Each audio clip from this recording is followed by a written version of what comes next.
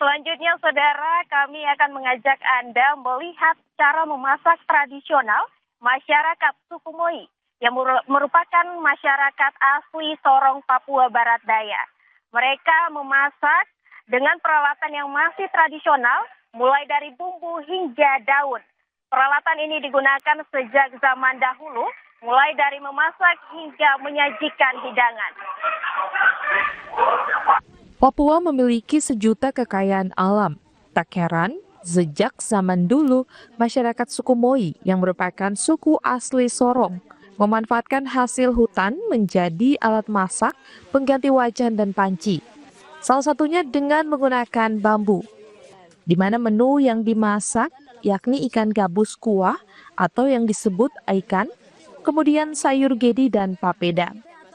Untuk proses memasak sayuran ini hanya dengan cara dibungkus, kemudian digulung menyerupai ukuran bambu, dan ditambah kulit kayu bawang sebagai pengganti bawang, yang selanjutnya dimasukkan ke dalam bambu. Untuk ikan gabus kuah, cara memasaknya juga sama. Ikan yang telah dibersihkan akan dimasukkan ke dalam bambu dengan sedikit air. Bambu yang telah diisi bahan makanan ini selanjutnya akan dimasak pada tungku api yang telah disiapkan. Ikan gabus disebut aidan. Jadi disebut dalam bahasa Moinya itu kibik. Jadi semua proses pemasakannya dibuat dalam bambu. Jadi mulai dari air panas untuk papeda, ikan, dan juga gedi, kita buatnya semua bentuk dalam bambu. Proses masak untuk suku Moinya kita buat dalam bambu. Pada dulu orang-orang tua dulu masaknya tidak pakai panci atau ini, tapi kalau untuk papeda biji-biji atau sulung ini dulunya ditaruh di air panasnya dipakai panci atau kuali. Selain memasak ikan gabus, ada juga ikan sembilan yang sama jenisnya seperti ikan lele atau ikan air tawar. Kemudian ulat sagu hingga sagu yang diolah menjadi beberapa jenis makanan. Tidak hanya peralatan masak yang menggunakan bambu, melainkan tempat makan juga menggunakan beberapa dedaunan untuk mengganti piring atau sendok. Kegiatan memasak tradisional yang dikemas dalam festival Tumpe Kawalu mau menunjukkan tentang kebudayaan suku asli Moi agar tidak dilupakan oleh generasi penerus. Selain itu, mengingatkan kembali tentang pemanfaatan pangan lokal dari hasil hutan yang ada. Diharapkan wisatawan yang berkunjung ke Sorong bisa mengetahui makanan khas suku Moi dan cara memasak. Selain itu, dapat juga mengetahui adat istiadat suku Moi di Papua Barat Daya.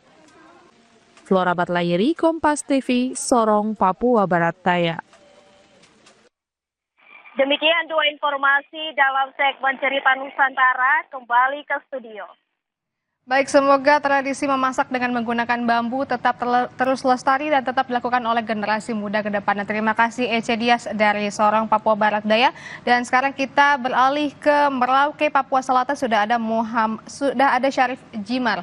Jimar, bagaimana dengan di Merauke? Apa ada cerita menarik apa dari Sorong? Dari Merauke.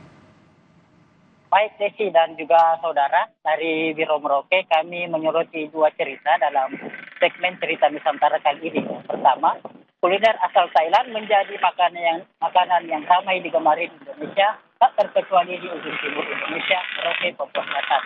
Di Merauke, salah satu kedai menyajikan tom yum dengan cara unik, dengan cara prasmanan agar pelanggan dapat memilih sendiri isian sesuai selera. Berikut liputan untuk Anda. Sebuah kedai tom yum di Jalan Muli Merauke, Papua Selatan menghadirkan sensasi baru dengan menyiapkan menu tom yum secara prasmanan.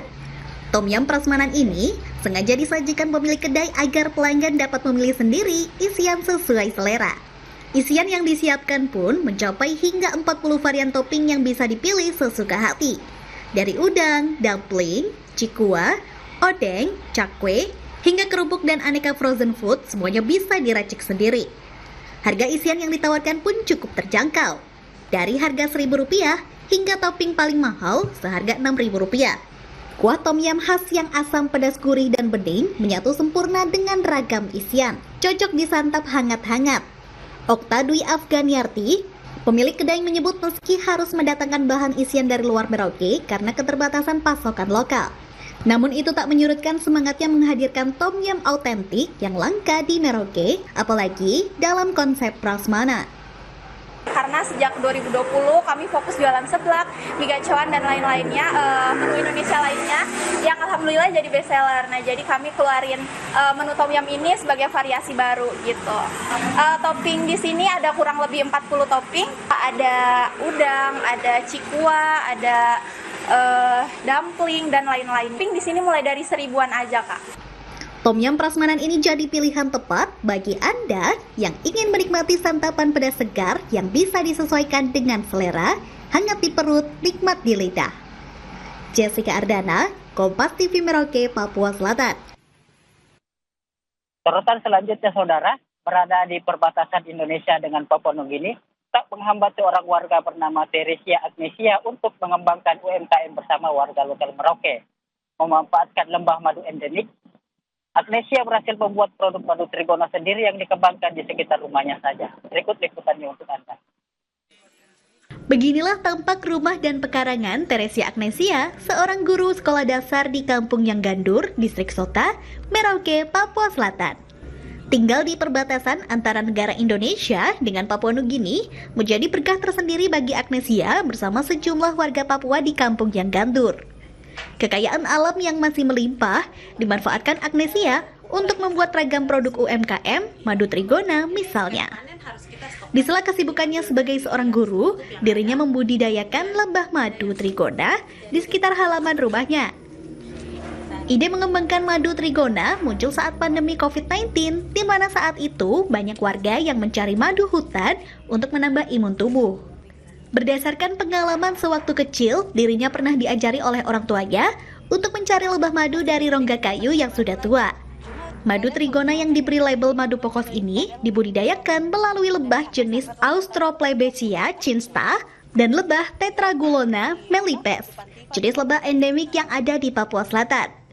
Pengembangan madu ini dimulainya sejak awal tahun 2019 lalu hingga saat ini setelah melalui rangkaian perjuangan panjang. Ya, mungkin yang pertama keunggulan dalam kita membudidayakan madu pokos itu adalah sesuatu lebah yang unik, karena memang kalau lebah yang umum mungkin saya pikir biasa ya orang beternak lebah yang umum, tapi kalau kita beternak lebah yang unik dan juga yang endemik kan itu itu luar biasa ya. Yang pertama, kemudian belum pernah di Papua Selatan ini ada yang budidaya kecuali kami yang pionir pertama untuk budidaya lebah tanpa sengat ini. Dan yang berikut adalah kita bersyukurnya karena lebah dari si madu pokos ini dia tidak menyengat, jadi dia ramah lingkungan.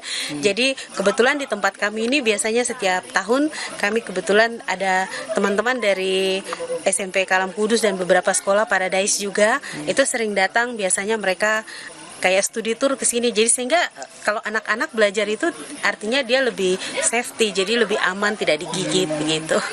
Meski durasi panen lebah madu trigona yang ia kembangkan membutuhkan waktu cukup panjang, yakni selama 8 bulan untuk sekali panen. Terlebih dalam satu kotak atau rubah lebah hanya bisa dipanen maksimal 500 ml saja sekali panen. Namun, hal ini tak menyurutkan semangat dirinya yang hingga saat ini produknya sudah banyak dipesan bahkan hingga keluar Merauke. Syarif Jumar, Kompas TV Merauke, Papua Selatan. Demikian dua sorotan cerita Nusantara dalam episode kali ini. Kembali ke studio.